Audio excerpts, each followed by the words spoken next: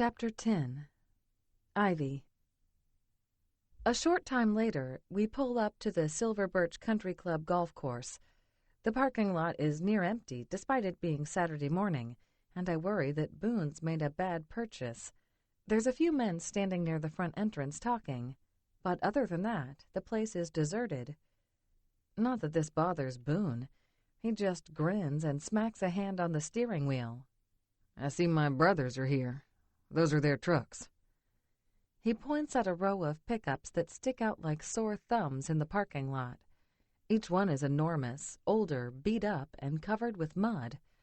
Well, except for one. There's a brand-new, tricked-out Sierra Denali that is also covered in mud. One brother apparently has expensive taste. As he parks the truck, I check the front of my suit in the mirror.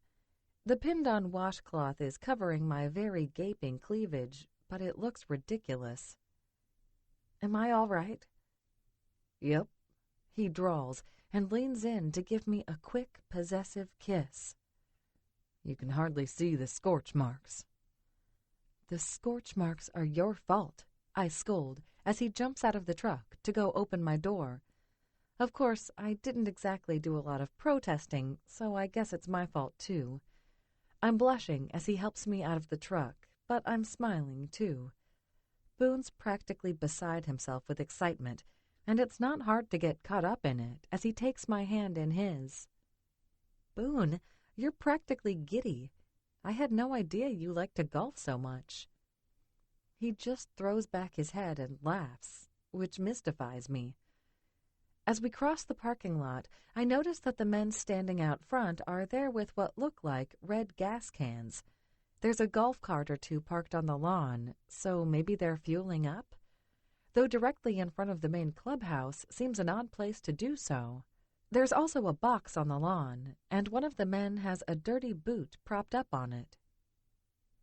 Well, look at there, calls one man. Who's that fancy-pants asshole headed for us? Can't be Boone, yells another. That fucker ain't never seen a hairbrush. He elbows the third man, while the fourth looks occupied with his phone. Fuck all y'all, Boone says amiably. And don't be cussing in front of my fiancée. She's cultured, damn it. Fiancé? I sputter as we approach. Excuse me? He just gives me another one of those panty-melting smiles. Told you I was going to marry you, Ivy. But don't you worry. I'll propose all nice and right when you're ready for it. That doesn't mean we're engaged, I protest, but it's clear that Boone's already decided. This man is pure pig-headedness. I think of his words, that I'm cultured, and inwardly cringe. If only he knew the truth. Of course, it's kind of hard to bring it up right now when his 4 brothers are staring me down. They eye me like I'm some sort of strange beast, though one keeps staring at my breasts.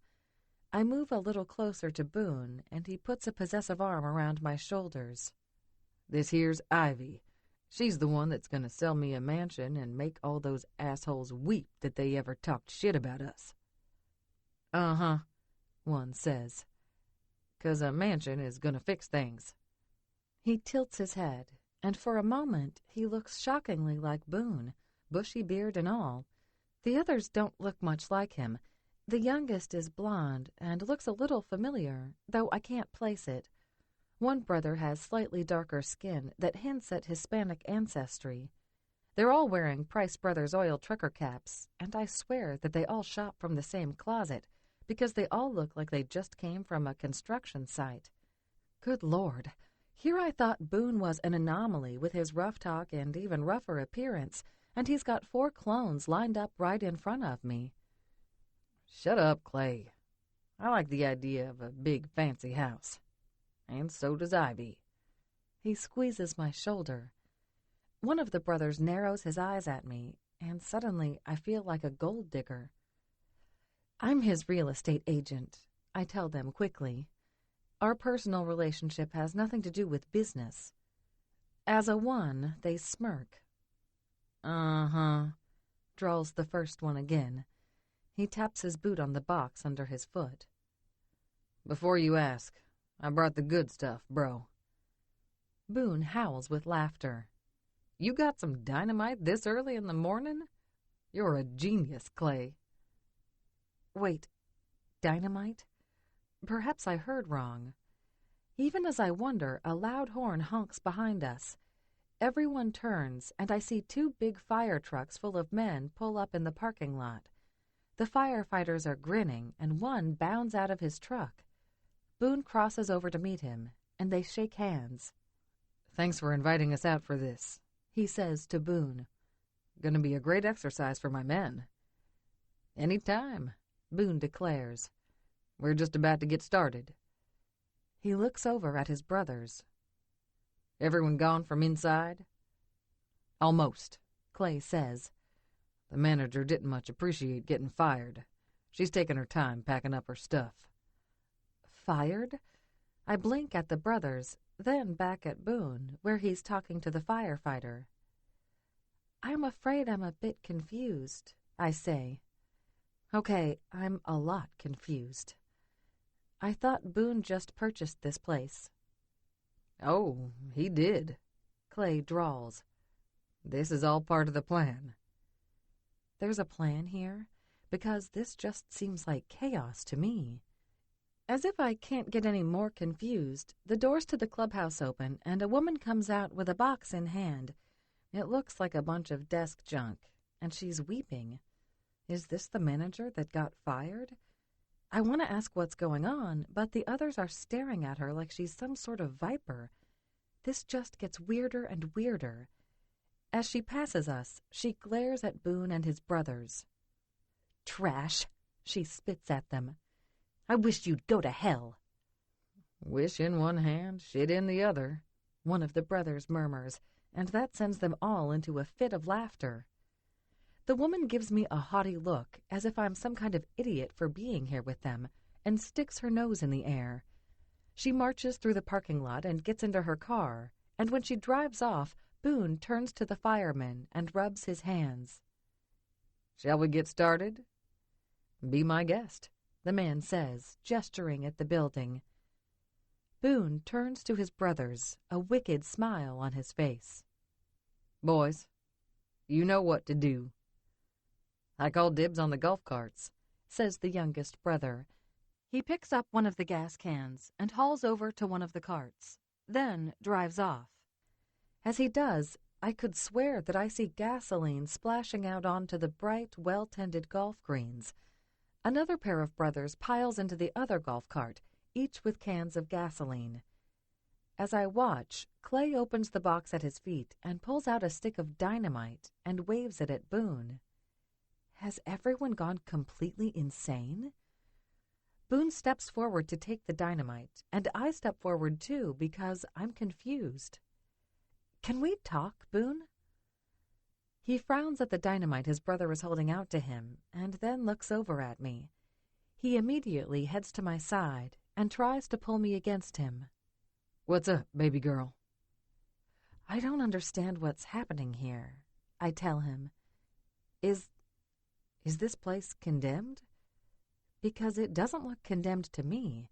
It actually looks very nice, and the realtor in me can see it being fixed up and sold for a very pretty penny, which is why it's doubly confusing to me as to what's going on. It is now, Boone says, and grins at me. What do you mean, it is now? I mean, I bought this place. There's a hard look in his eyes. I came here a few days ago, and they were shitty to me. Treated me like I was low class, like I was human garbage and didn't deserve to walk on their perfect green grass. I don't stand for that shit, and I vowed that I'd handle things. He gestures at the fire trucks. This shit's about to be handled. My jaw drops. You're going to torch the place because they were rude to you? Not just torch, he says with a gleam in his eyes. We're going to demolish the clubhouse and burn the greens. I think of the crying woman. And you fired the employees? I'm shocked. This seems insane. The look on his face is hard. Maybe next time when she's shitty to someone, she'll think twice about passing judgment. But you can't fire everyone, Boone. There are livelihoods at stake here. He shrugs and looks off over where his brother is. As if on cue, Clay waves the stick of dynamite at him. Then Boone looks back at me. This place was going under fast, Ivy. That's why the owner sold it so quick. So it wasn't like those guys weren't going to be out of a job soon. I just made it a lot sooner.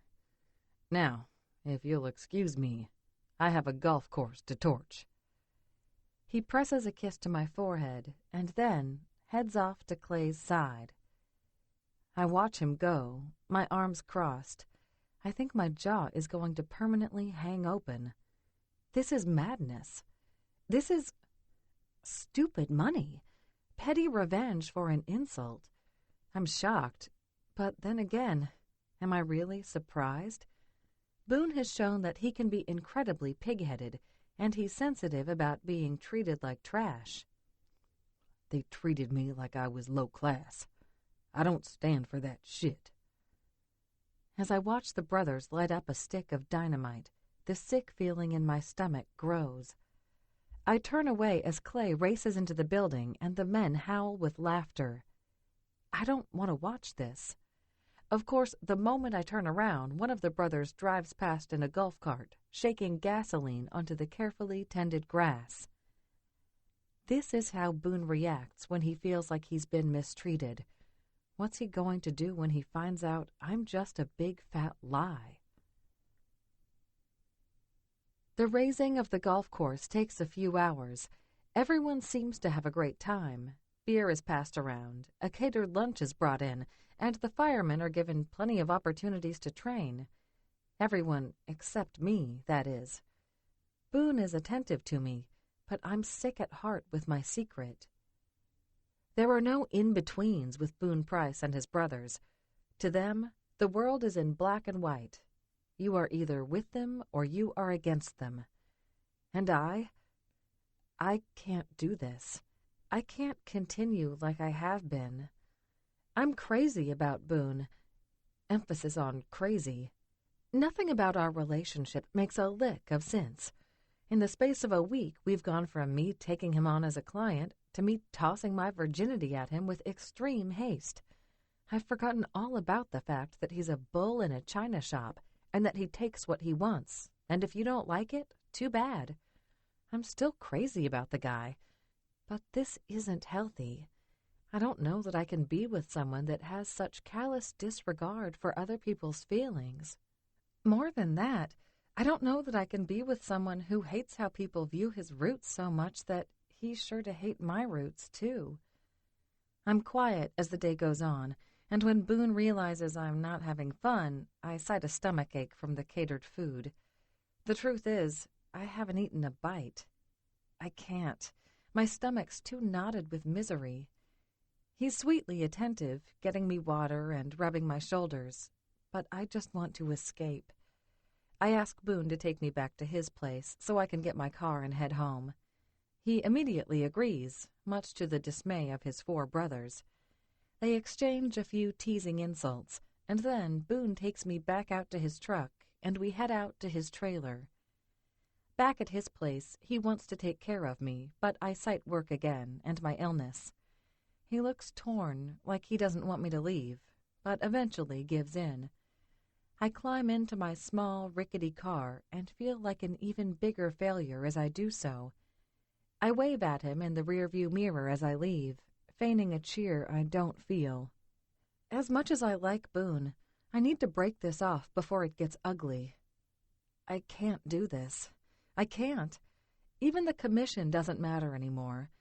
While the money would be terrific, it's not worth the heartache, both mine and how Boone would feel if he realizes I'm the realtor equivalent of putting lipstick on a pig.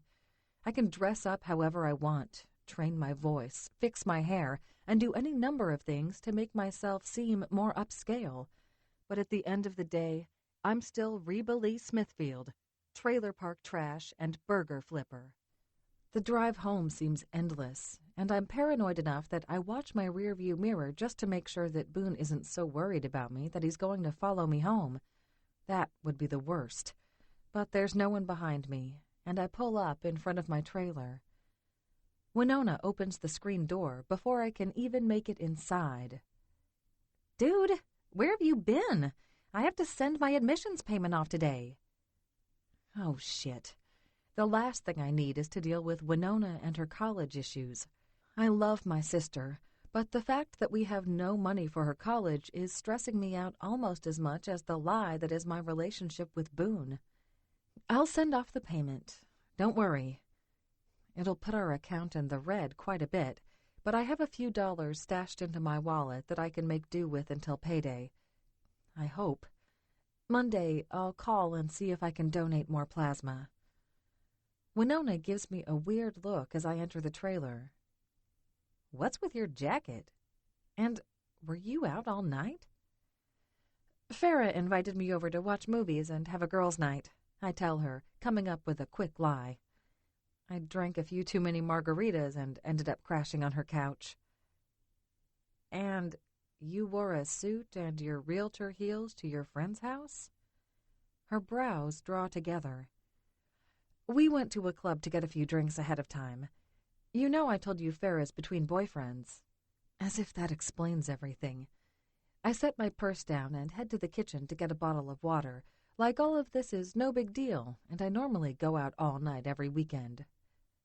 Some guy spilled a drink on me at the club, and that's why I have this towel over the front of my jacket. Wow, that sounds like hell. Winona crosses her arms and leans on the counter as I take a sip of water. "At least you had fun, right?" Wasn't all that fun. I lie. They're just piling on at this point, those little white lies. Stuff like this is why I never go out. Well, that and I spend most weekends working. It doesn't matter, though. She can't know what I did this weekend. I love my little sister, but I can't let her know I'm doing something as foolish as sleeping with a client. A client that is so ridiculously rich that he bought a golf course just to torch it, I think to myself.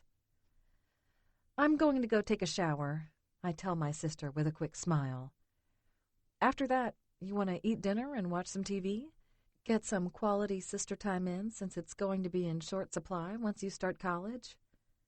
Winona rolls her eyes. "It's not like I'm staying in the dorms," she says, a wistful note in her voice. "We'll still have plenty of time to hang out." I feel an unhappy surge of guilt. I wish you could stay in the dorms, Winona. I really do. But the costs... I know. She gives me a bright smile. "We can swing college, but not that part. I get it." We can't really swing any of college, but she doesn't have to know that. Right. "Oh, and before I forget, I'm going to visit Dad a week from Monday. Want to go?" I freeze. "You're driving out to Huntsville?" She nods eagerly. "I talked to him on the phone, and he said that he might be up for parole soon. He wanted me to go and discuss options with him." My father. I wish I could feel anything other than disgust when his name comes up in conversation. Winona has a rose-colored view of him, but I remember him for who he was. Carl Smithfield was a mean drunk, a meaner dad, and incredibly shady. I somehow doubt he's going to get out of prison early due to good behavior. He's served 6 out of a 22-year sentence for armed robbery and aggravated assault. I wish I could say it was a misunderstanding, but it's not. Carl held up a gas station because he wanted beer and smokes and didn't have the money for either. While that was bad, he also beat the attendant within an inch of her life for no good reason at all, other than he was drunk and mean. He tries to blame it all on my mother because my mom had just split with his paycheck. And while I hate her for leaving, I hate him more for knowing he had 2 young daughters to take care of and deciding to be a degenerate asshole anyhow. Options? What kind of options? Winona shrugs. You know, where he'll go when he gets out. I try to hide my disgust. You mean come back here? Well, it is his trailer, isn't it? My sister's eyes are wide. And he's our dad. All the more reason for us to get the heck out of here. I don't want him back here, Winona. We're doing fine on our own. Which is another lie, but I still firmly believe we're doing better just the two of us than if dear old Dad showed up again. Plus, the last thing I want is my ex-con father around while I'm involved with Boone. You're being unfair, Winona says, flouncing away toward her room. He's still family. Family means everything. I don't disagree with her, but I also no longer consider my father part of the family. For the last 6 years, it's been just me and Winona. No one else counts. And I'm a horrible sister, too, because I think of Boone and how I'm sneaking around to see him behind my sister's back. Some family devotee I am. I can't do this. I'm being pulled in too many directions, and something's going to have to give.